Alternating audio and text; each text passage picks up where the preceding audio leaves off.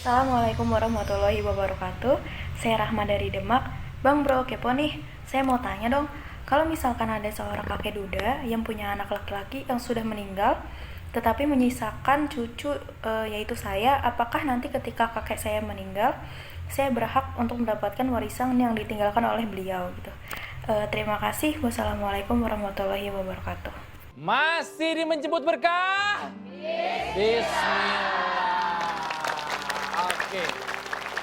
Masih semangat ya ibu-ibu ya. Bang Bro, itu tadi ada pertanyaan tuh Bang Bro. Ini kayaknya agak rumit nih. Jadi kakek duda, anaknya meninggal, laki-laki menyisakan cucu. Itu artinya lompat, Bang Berarti Bro. anaknya ini cuma tunggal. Tunggal. Nggak punya saudara lain, akhirnya meninggal duluan sebelum bapaknya, tinggal cucunya kan? Nah gimana tuh Bang Bro? Nah, maka si cucu dapat. Karena tidak ada penghalang, tidak ada hijab, tidak termahjub oleh ahli waris lainnya. Dengan zawil furud, ahli waris yang sudah punya ketentuan. Kalau bapaknya masih ada, cucu nggak dapat. Karena terhalang sama bapak. Ini kasus kakeknya meninggal tapi tidak punya anak. Artinya anaknya sudah duluan wafat. Laki-laki. Laki-laki, tinggal cucu. Cucu dah dapat. Kenapa?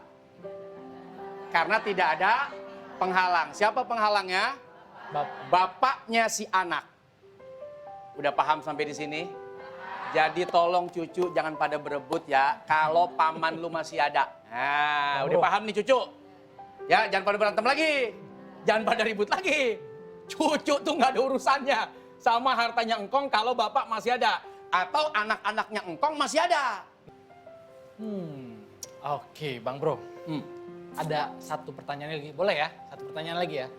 Jadi ini ada contoh kasus nih, karena punya kerabat.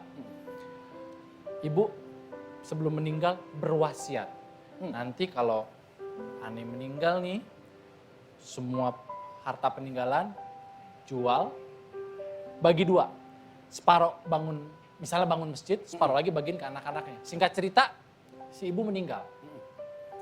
Si yang diberi wasiat kasih tahu tuh ke anak-anaknya. Nih mak lu sebelum meninggal ngasih tahu.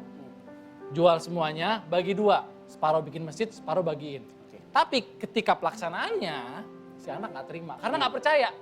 Nah hukumnya memberi wasiat tentang waris itu gimana? Oke.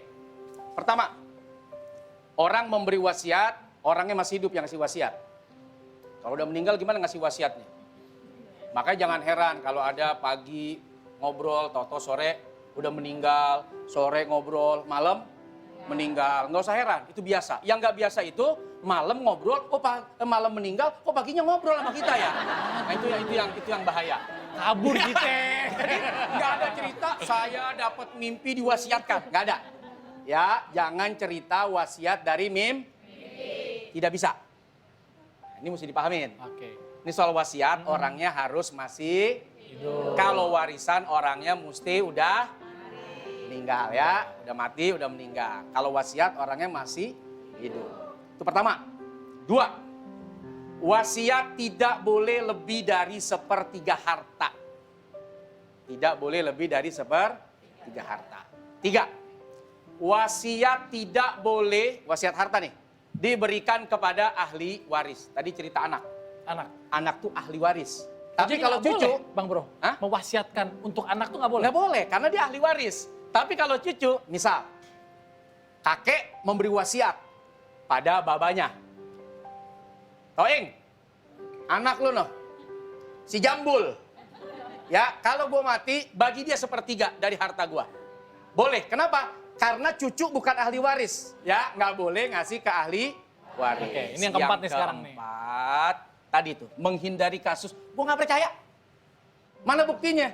Maka Islam mengajarkan, kalau ada urusan yang berkaitan dengan sesuatu, hutang piutangkah, ya, sesuatu yang menjadi tunggakan, yang diulur waktunya, atau sesuatu yang menjadi tanggungan orang lain, faktubu, catat, undang tuh notaris.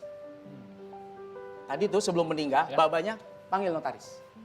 Duduk bareng, ajak anak-anak, biar tahu. Nah kalau bisa wasiat itu ajak ahli waris. Bisa nanti tawar-menawar. Mbak, kebanyakan, Mbak. Sepertiga. Kurangin, Mbak. Supaya ahli waris paham. Ada harta wasiat yang harus dikeluarkan. Undang notaris catet. Di dalam buku catatan negara. Dibikin akte. Dibikin akte. Nggak bisa ditolak. Mau kemana juga menang di pengadilan. Saya bilang begini sama ibu. Ini mah contoh ya Bu ya, jangan dianggap benar. Kalau bener, ntar dia minta bener nagih sama gua. Bu Manohara, ntar habis syuting, nih saya bagi nih HP. Nah contoh, alhamdulillah. Ini saya ngomong.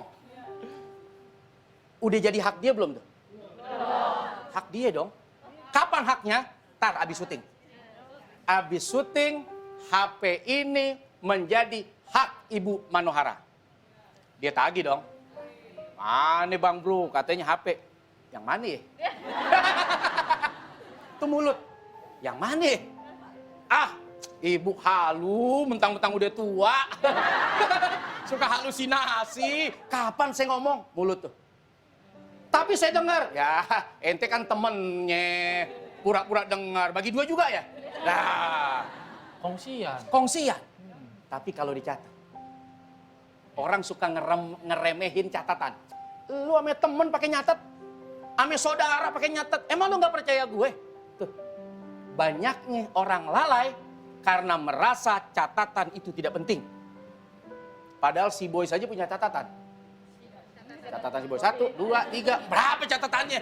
Orang tua yang mau memberikan wasiat, tolong dicatat, dihadirkan ahli waris. Dan catatannya resmi notaris supaya tidak saling mengklaim bahwa ini tidak pernah terjadi, ini pasti berita bohong, ini pasti lu lagi ngibul, ini pasti lu lagi sepakat jahat, terjadilah fitnah.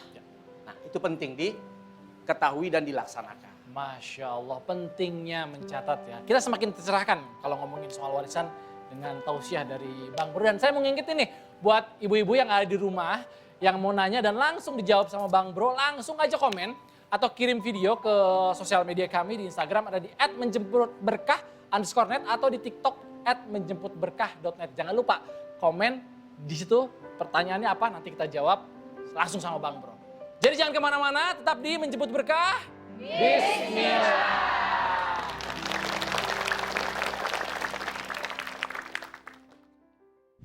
Mau uang, mau emas, mau peralatan sholat, beserta masjid, beduk-beduknya lagi. Apapun, itu menjadi hak mutlak milik sang istri.